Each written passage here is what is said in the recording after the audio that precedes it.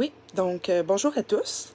Maintenant, je vais faire suite à mes vidéos précédentes, en fait, où ce que je vous parle bon, du troisième œil et puis du pouvoir de la projection, du fait que ce qu'on peut en fait projeter dans notre imaginaire, il y a vraiment quelque chose qui se passe aussi au niveau du corps, puis on peut dire que c'est à quelque part une réalité. C'est quelque chose qu'on vit à l'intérieur qui est une réalité, qui peut même se concrétiser dans le réel, dans le fond.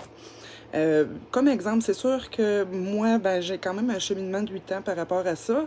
Euh, Ça peut aller assez loin, la projection, dans le fond. Euh, que je vais vous raconter ce que j'ai vécu il y a à peu près un mois de ça. Ben, je suis chez quelqu'un et puis cette personne-là, dans le fond, elle cherche quelque chose. C'est évident que ça fait un bout qu'elle cherche, elle inspire, elle expire. Bon, fait que là, je dis, ben, qu'est-ce que tu cherches? Fait que là, elle dit, ah, ben, je cherche mes documents. Il y a des documents, je cherche, sont importants. Puis là, ben, ça fait à peu près 1 heure, 2 heures que je cherche, puis bon, je sais pas où ils sont. Fait que là, on papote, puis je dis à ton travail, non, bon. Fait que là, tout d'un coup, je me pose la question, où seraient ces documents? Et j'ai une image dans la tête qui est une boîte. Je vois vraiment une boîte, euh, un peu comme si que ce que je comprenais, c'est qu'il était dans une boîte. Fait que là, ben, je vous dirais que pour une des rares fois, je m'affirme par rapport à ça, et je dis à la personne, ben, ils sont d'une boîte. Fait que là, elle dit, oh non, elle dit, je viens juste de déménager, puis j'ai tout vidé mes boîtes, dans le fond. Fait que non, il y a pas. C'est pas dans des boîtes, c'est pas ma job, je sais pas où ils sont. Fait que là, elle retourne dans sa chambre, elle continue ses recherches, dans le fond. Et puis, à un moment donné, 5 minutes après, ben, elle s'exclame, oh, elle déjà le sait où ils sont. Fait que là, elle sort, puis là, elle me dit, elle dit, ils sont chez mes beaux-parents. Puis là, elle part à rire dans une boîte. Fait que là, en tout cas, j'ai trouvé ça comique parce que c'est instantané, c'est rapide. Euh, Tu sais, dans le fond, on est toutes liées. Ok, je le répète encore, on est toutes liées, puis on peut vraiment se faire confiance plus que ce qu'on nous a montré. Tu sais, dans le fond, c'est là, puis souvent c'est juste parce qu'on les voit pas. Fait que moi, ben, en tout cas, bref, ça c'est ma petite expérience par rapport à ça. Maintenant, la chose principale, dans le fond, auquel que je voulais vous parler, c'était que c'est l'enfant intérieur, en fait. Une des choses qui était importante pour ma voix intérieure de me dire qu'il fallait que je travaille, parce qu'il faut toujours travailler sur son ego, il y a des étapes. Donc, on y va tout doux par tout doux. Moi, je vais vous dire un peu, c'est une des premières choses que j'ai dû faire suite à l'éveil de mon cœur à l'éveil de mon cœur qui explosait avec les notions pour pouvoir continuer mon cheminement. Parce que c'est toujours perpétuel, c'est toujours comme une sorte de travail acharné, une volonté, sachant qu'il y a toujours comme une frontière à, à traverser. OK?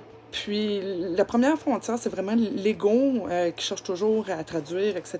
Bon, c'est sûr que c'est long. Encore aujourd'hui, je dois travailler là-dessus. C'est pas évident. Mais une des premières choses qu'elle m'avait dit que c'était important de faire, c'était de faire un travail au niveau de son enfant intérieur. Ça a l'air un peu drôle comme ça, honnêtement. Je suis la première qui trouvait ça un peu spécial, qu'il fallait que je fasse des recherches sur l'enfant intérieur. Donc, je m'avais informé qu'est-ce que c'est.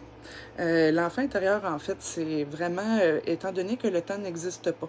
À l'intérieur de nous, on vit le passé et le présent, puis on projette toujours, pour le cerveau, en fait, même d'une demi-fraction, il anticipe d'une demi-fraction constamment la réalité.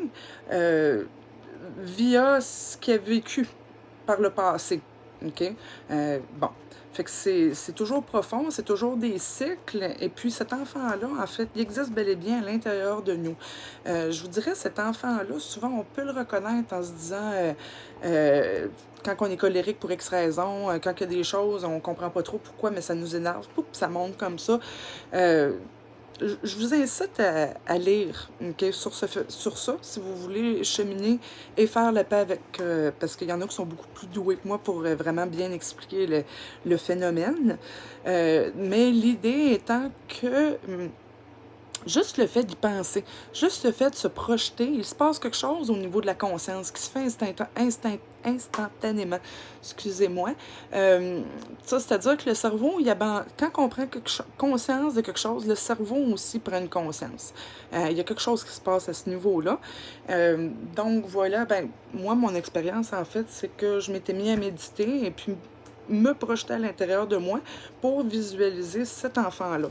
Je dois avouer, j'ai eu une bonne enfance. Je veux dire, j'ai pas été maltraitée. Bon, quand même, je considérais pas que cet enfant-là était triste. OK? Je considérais pas que cet enfant-là était malheureux ou apeuré ou quoi que ce soit. Mais vu que ma voix intérieure m'avait envoyé en tout cas, vers là, j'ai médité et j'ai pris conscience de cet enfant-là. Donc, je me projette, je ferme les yeux et je vois l'enfant. Euh, Ça, c'est mon histoire personnelle. Vous en faites ce que vous voulez. Après, c'est selon ce que vous êtes, tout simplement, parce qu'on est tous uniques. Je projette cet enfant-là, je me vois est tout petite, et puis ben, je ressens le besoin de lui donner une bonne accolade. Euh, je vous dirais que la seconde où j'ai fait ça, juste dans ma tête, j'ai été très surprise. Les larmes se sont même coulées comme ça. C'était pas de la peine, c'était vraiment plutôt une rencontre. Donc, effectivement, intérieur, puis vous savez, les psychologues, c'est quelque chose à faire, ok, tout simplement. Puis je pense que tous les humains devraient travailler là-dessus pour casser effectivement leur cycle de vie. OK? On parle de karma, mais il faut commencer par notre cycle de vie, tout simplement. Il faut comprendre qu'on a des blessures dans cette vie qu'il faut casser avant de commencer, en tout cas de préférence, avant de commencer les autres karmas, si on veut. OK? C'est sûr qu'il n'y a personne de pareil. Il y en a qui ont à casser des karmas avant. Bon, là, c'est pas ce que je vous parle. Donc, c'est ça. Les larmes se sont mises à me couler. Je me suis mis à parler à cet enfant-là, dans le fond, comme quoi que j'allais l'écouter, un peu comme on parle à un enfant, dans le fond. C'est sûr que moi, je suis une mère. Comment qu'on parle à nos enfants? Ben, écoute, on ne crie pas après. Ça, je veux dire, on fait attention à nos enfants, dans le fond. Donc, cet enfant-là, ben, j'ai pris le temps de prendre conscience de lui. Et juste en prenant conscience de lui, il s'est mis à exister. Et vu qu'il a existé, il a pris sa place, je vous dirais. Peut-être cesser un peu d'être confrontant tout le temps. Donc, encore une fois, c'est vraiment un exercice que je vais vous suggérer. En commentaire, je vais vous mettre un lien sur une page qui explique bien. Après ça, ben, vous pouvez faire aussi vos recherches par rapport à ça. Mais pour moi, c'est une des premières choses à faire, c'est la rencontre avec cet enfant intérieur-là pour pouvoir continuer, si je peux dire, sur le chemin de la spiritualité. Et ça, c'est au niveau vraiment remettre son mental à sa place tranquillement, pas vite.